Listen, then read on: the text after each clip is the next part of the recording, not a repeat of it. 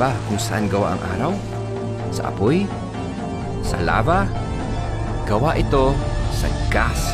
92% hydrogen at 8% helium. Yung chemical reaction, ang emotions. Di ba nasa isip lang yun? Totoo, ang utak natin ang nagdidikta ng ating feelings. Pati na kung paano tayo kikilos pagkatapos. Narinig niyo ba yung expression na blind as a bat? Bulag nga ba ang mga paniki? Totoo, sobrang limitado ng paningin nila. Pero hindi sila bulag kahit sobrang lawak ng distansya. Lahat ng mga hayop na ito nakapag-evolve gamit ang lahat ng senses para makakain, makagalaw at makipag-usap. Alamin natin kung bakit may tao sa iba't ibang panig ng mundo. Bakit umiikot sa sun ang mga planeta sa ating solar system? Kailan na-invento ang mga payong? Saan ba gawa ang mga kandila? Out on the home ground, where you've been my sister. Check it out, check it out, check it out. 상상도 못한 black한 유혹은 깊고 진해. Check it out, check it out. 맞잡은 틈도 놓쳐 난 좋디 포기 못해. I'm on the next level. 넌 많은 우유야로 next level. 너 결국엔 나를 push up next level. 가서 뭐해 다 대가시 next level. Check it out, check it out, check it out. I'm on the next level. 더 넓어져 자유롭게 next level. 난 와야야 내가 아냐 next level. 야 수도체 누르는 겨 next level. Check it out, check it out, check it out. Ngayon na lang may nakatirang tao sa bawat sulok ng mundo. Pero 200,000 years ago, ang mga tao ay nakatira lang sa isa sa 7 kontinente. Africa. Migration ang tawag sa paglipat-lipat ng tirahan mula sa isang lugar punta sa ibang panig ng mundo. Ito ay ginagawa ng mga hayop mula sa pinakamaliit na daga hanggang sa pinakamalaking balyena, lalo pa ang mga tao. Isang magandang example ang pinakasikat na migratory bird sa Amerika, ang duck. Kung nakatira kayo sa Amerika, malamang hindi nyo makikita ang mga duck sa buong taon. Bakit kaya? Tama ang hula nyo, migration. Lumilipat sila ng lugar tuwing taglamig. Pag mainit ang panahon na sa northern part sila ng Amerika, mas presko dun eh. Pero kapag nagsimula ng lumamig, pupunta naman sila sa south kung saan mas mainit ang klima. Seasonal migration ang ginagawa nila at yan ang isang paraan sa pagbiyahe ng mga hayop. Sa ilalim ng mga karagatan at ilog, may mga isda na nagmamigrate din. Ang salmon, lumalangoy ng halos 6,000 miles sa loob ng isang taon para bumalik sa lugar kung saan sila pinanganak para doon din ang itlog. Ang longest distance na binyahe ng isang hayop ay noong 2015.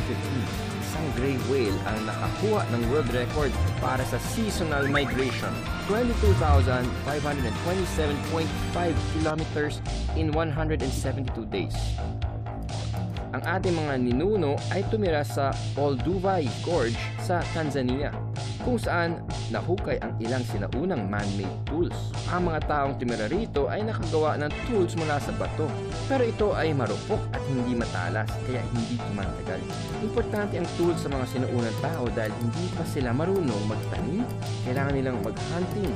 Mayaman ang Olduvai Gorge sa mga bato mula sa lava, chert at quartzite. Matibay at matalim ang mga ito, kaya nakagawa sila ng tools na pwedeng ipamana. Dahil dito, naging handa na ang mga sinuunang tao para maglakbay sa buong mundo. Paano nalaman ng sinuunang tao kung saan sila titira? Simple, naglakad sila sa tabing dagat. Ang mga baybayin ay masagana sa likas na yaman, may tubig at pagkain. Dahil dito, nagsimula silang tuklasin pa ang kahapaan ng mga baybayin. Hindi lang mga tao at hayop ang nagmamigrate, pati ang mga planeta. Believe me. Ang mga planeta ay may sinusundang orbit sa paligid ng araw na gumagalaw din. May malakas na gravitational pull ang araw dahil malaki at siksik ito. At yun ang dahilan kung bakit ang mga planeta sa solar system ay umiikot sa sun. Kasabay nito, ang araw ay naglalakbay din sa buong Milky Way Galaxy. kasabay ang milyon-milyong bituin. Pinapanatili ng gravity ang mga planeta sa paglibot sa paligid ng araw. Pero ang bawat planeta ay may gravity rin. Ang Jupiter ay isang malaking planeta na may malakas na gravitational pull. May malawak na current of gas na nakapalibot sa araw na unti-unting humihila sa Jupiter papalapit sa Sun.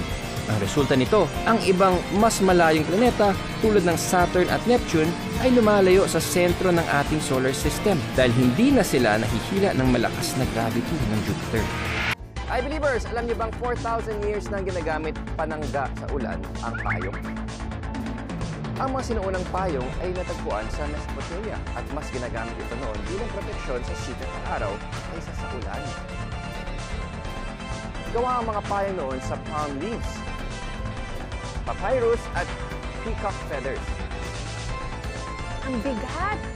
Kailangan pa ng tagabuhat. Sosyal! Noong 1600s, para hindi ka mabasa, ginagamit ang oil at wax covers kasi magaan at waterproof ang mga ito. Noong 1800s, sa sobrang sikat ng mga payong, nilagyan pa ito ng lock para hindi manakaw. Grabe naman! Ang first European umbrellas ay gawa sa whalebone. 1928 nang naimbento ang telescopic umbrella na ito, yung modern payong natin ngayon.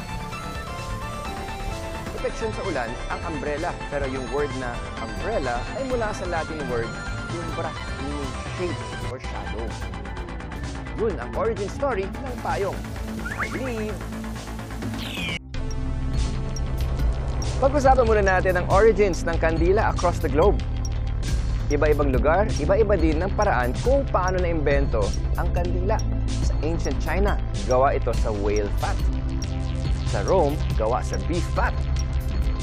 At sa ancient India, gawa ang kandila sa boiled cinnamon. Na-discover rin na magandang material pala para sa kandila ang beeswax. Bago ang kandila, ginagamit na ilaw noon ang oil lamp. At bago yun, ang apoy. At nung wala pang apoy, hihintayin mo pang umakyat ang araw para lang lumiwanag. Eh bakit nawala sa uso ang oil lamps at yung mga kandila ang laging ginagamit pang ilaw? Nung bumagsak ang Roman Empire, hindi na nakakakuha ng olive oil ang mga European para sa mga lampara nila. Eventually, naging popular na uri ng kandila ang beeswax at whale oil dahil sa scent o amoy nito. Kahit available ang mga beef fat, ayaw nito ng mga tao kasi sangsang ang amoy nito. Dahil sa global trade, dumadami yung substances na pwedeng gawing kandila tulad ng colza oil at canola oil. May naitulong din ang candle oil sa mga scientific advancement. Na-discover na marami palang silbi ang mga oil na to bukod sa paggawa ng kandila.